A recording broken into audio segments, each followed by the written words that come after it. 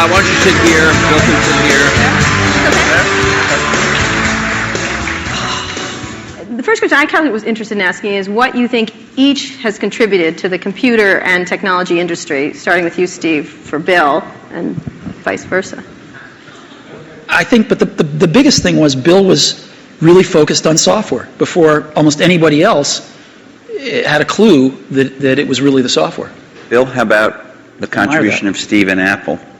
Well, first I want to clarify, I'm not fake Steve Jobs.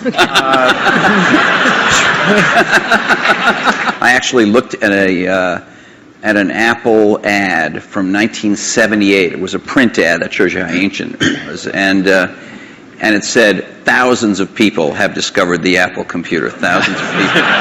We had some very strange ads back then. We had one where it was in a kitchen, and there was a woman that looked like the wife. And she was typing in recipes on the computer with the husband looking on approvingly in the back.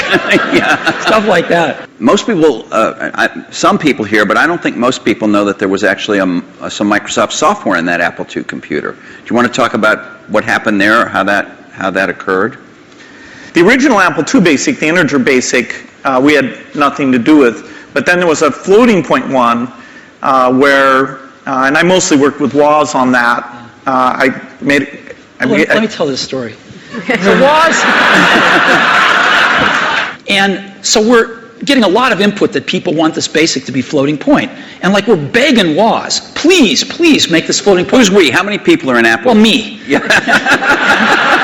We're begging WAS to make this floating point, and he just never does it. And he wrote it by hand on paper. And how much was I think you were telling us earlier? That was $31,000. That Apple paid you for the floating point basic. And I flew out to Apple. I spent 2 days there getting the cassette. The cassette tapes were the main ways that people stored things at the time. Right. And that was fun. And so we were working together. The schedules were uncertain. The quality was uncertain. The price. When Steve first came up, it was going to be a lot cheaper computer than it ended up being, but that was fine. So we made this bet that the paradigm shift would be graphics interface, and in particular that the Macintosh would make that happen with 128K of memory, 22K of which was for the screen buffer, 14K was for the operating system. So it was 14K. Yeah. 14K. Yeah. And we were actually negotiating a deal to invest and make some commitments and things with Gil Amelio. Next thing I knew, Steve called me up and said, "Don't worry about that negotiation with Gil Amelio. You can just talk to me now." And I said, "Wow." How do you look at yourselves in this landscape today? Because you are competitors in certain ways, which We watch is the American way, we right? watch the commercials. And you get annoyed at each other from Although time you know to what? time. I have to confess, I like PC Guy better. Yeah, he's great. I like him. The art of those commercials is not to be mean, but it's actually for the guys to like each other.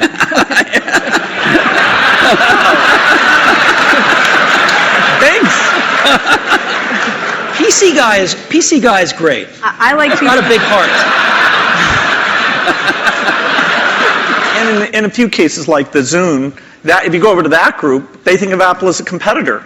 They love the fact that Apple's created a gigantic market, and they're going to try and come in and contribute something to that.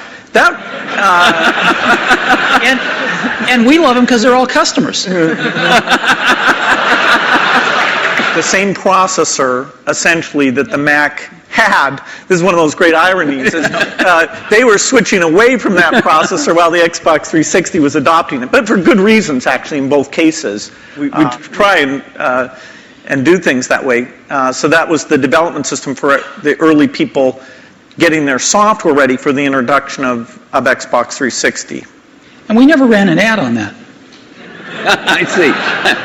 Admirable restraint. That's wonderful. There were hundreds of them. Steve is so known for his restraint. I assume you carry a tablet PC. I don't know what brand it is. Maybe you change them up. I don't know. You obviously carry a MacBook Pro, I would guess, or a MacBook. Yeah, well, and an iPhone. And an iPhone. You have one? I do. Right here? Yes. Well, he has one. He took it out before.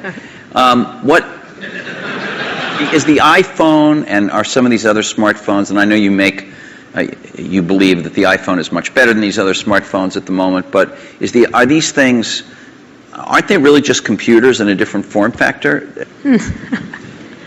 You know, we're working on some things that I can't talk about. Again.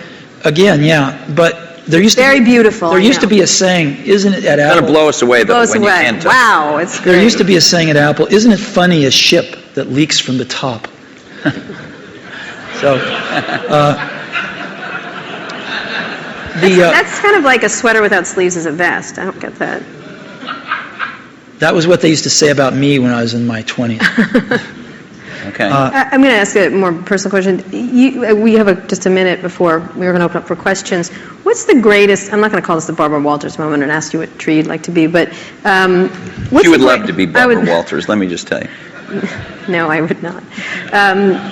What's the greatest misunderstanding? Ding, right. But thank you, Steve.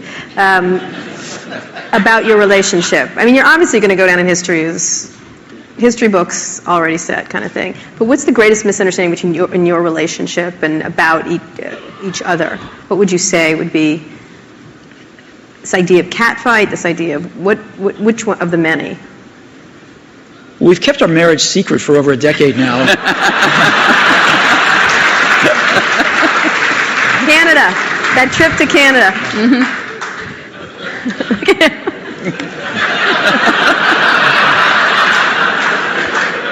Was there? Generally, we were both the youngest guys in the room, right, individually or together. I'm about 6 months older than he is, but roughly the same age. And now, when we're working at our respective companies, I don't know about you, but I'm the oldest guy in the room most of the time.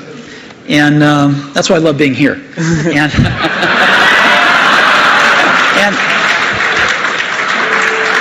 so, Happy to oblige. Happy to oblige. and you know, I think of most things in life as either a Bob Dylan or a Beatles song. But there's that one line in that one Beatles song, you and I have memories longer than the road that stretches out ahead. And that's clearly true here. Oh, it's Well, you know what? I think we should end it there. Let's just end it there. I'm having a little tear right here. Thank you. Thank you very much. Thank you so much. Thank you.